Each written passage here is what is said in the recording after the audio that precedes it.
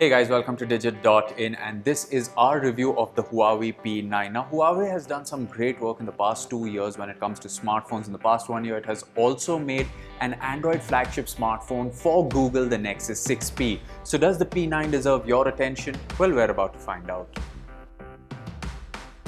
The Leica branded Huawei P9 has two 12 megapixel cameras. It has a black and white sensor and an RGB sensor. The image you get is an amalgamation of information from both these sensors. Before we talk about the results, here's what the setup means theoretically. So why two sensors? Well, the black and white sensor on the P9 allows more light because it doesn't concern itself with colors in the image. According to Huawei, the P9's camera takes 270% more light than an iPhone 6s. The black and white image will also help tune contrast using the extra information about the grey shades. The contrast that the P9 produces should theoretically be better as well. Further, two sensors allow the famous bokeh effect. All this is done on the P9 using two Sumarit lenses from Leica and two 12 megapixel Sony IMX286 sensors with a pretty large 1.25 micron pixel size. The result? In practice, this results in some incredible photos. In its auto mode, the colors produced by the P9 may be considered a tad oversaturated, but I suspect that's an effort at feeding general consumer preferences. You can, however, use the settings to reduce saturation to a more natural level. The same can also be said about the contrast, which some may consider too high. You can tweak this too. Colors on the Huawei P9 are retained in both brightly lit and low lit scenes. Personally, I love the colors and contrast the P9 produces automatically. The data from the monochrome sensor is used by the Huawei P9 to produce detail. Now, under good lights, this can result in amazing photos, although I did see a tad little softness on people's faces when clicking under low light sometimes. Low light photography is really good, but I honestly expected more. Now, as good as the Huawei P9's camera is, it does have its shortfalls. To begin with, there is no OIS support on the dual camera at the back. Add to that the fact that the camera does take time to process the image once you've clicked it, and if it's in low light, the image can end up coming a little shaky if you end up shaking your hands. The camera app takes a split second longer to open, but processing after an image is clicked is another split second too long. Also, when shooting at night, the P9 often takes extra time after a photo is clicked, presumably to take in more light. So it's safe to say that the camera on the P9 is great. It isn't the best available in the market, but it's up there with some of the best available today. So let's explain now how you can use the two cameras to create the bokeh effect. When you open the camera app, you'll notice the camera lens icon besides the flash. Pressing this button tells the P9 that you want to create a bokeh. When you tap the shutter button, the P9 takes a regular image with a focus on whatever you choose. You then open this photo and the camera lens icon will appear over it. Drag your finger on this icon to create the amount of blur you want. The P9 has an image signal processor IPS for depth processing, which comes into play here.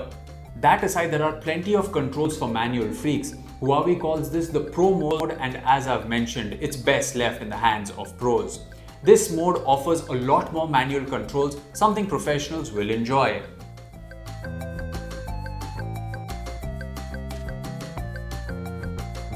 Coming to the build and design, Huawei took its Nexus 6P design and perfected it for the P9. The black band has Leica's branding on one side with the two lenses on the other. Separating these two is the hybrid flash at dead center. Below the flash is the square fingerprint sensor. The only anomaly which you will get used to with some time is that the cameras are placed too close to your fingers when shooting. The P9 is only 145 mm tall, which means average size hands are enough for your index finger to rest on the fingerprint sensor. Your thumb will always be on the power on-off button with a part of it on the volume rocker. All this is on a neatly polished and shimmering metallic body which has chamfered edges for that added touch of class. The P9's design is done so well that even the two screws at the bottom feel like they belong. It's definitely one of the best designed smartphones in the market today.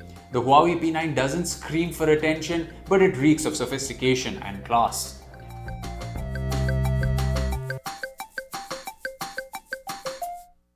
Coming to the display, a 1080p display in a QHD world may be a questionable choice, but 424 ppi is quite enough.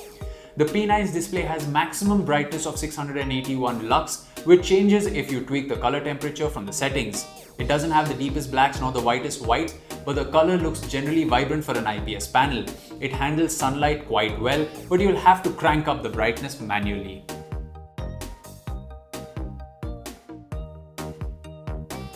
Coming to the UI, the Huawei P9 runs on Android Marshmallow with EMUI 4.1 over it. Huawei's custom UI, I think, conflicts with the overall design of the smartphone. It's not suave like the rest of the device, and the rounded icons look childish. That may change from user to user though, but there are other issues that may not.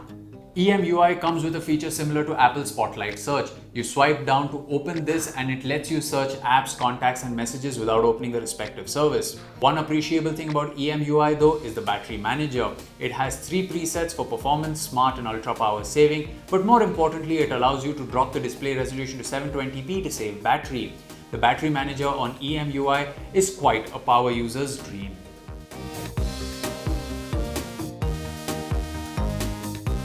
Coming to the performance, in practice, the Kirin 955 shows almost no issues in regular use. The frame skips between app switches are ever so slight and the GPU does well with gaming. However, you will see a slight difference here. For example, your car in Asphalt 8 will tend to slide into a drift instead of seamlessly moving its tail to shift into a drift. Having said that, I have to say that the low power wouldn't bother any regular user. A more bothersome quality of the Kirin 955 SoC is the fact that it heats up easily.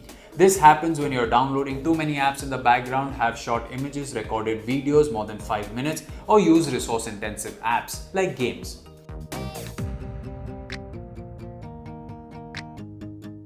Coming to the battery is the single point of failure for a lot of smartphones today. If you're looking for a full 24 hours worth of battery life, the P9 isn't the phone for you. However, if you're fine charging the battery to 100% once every night, then this is just fine.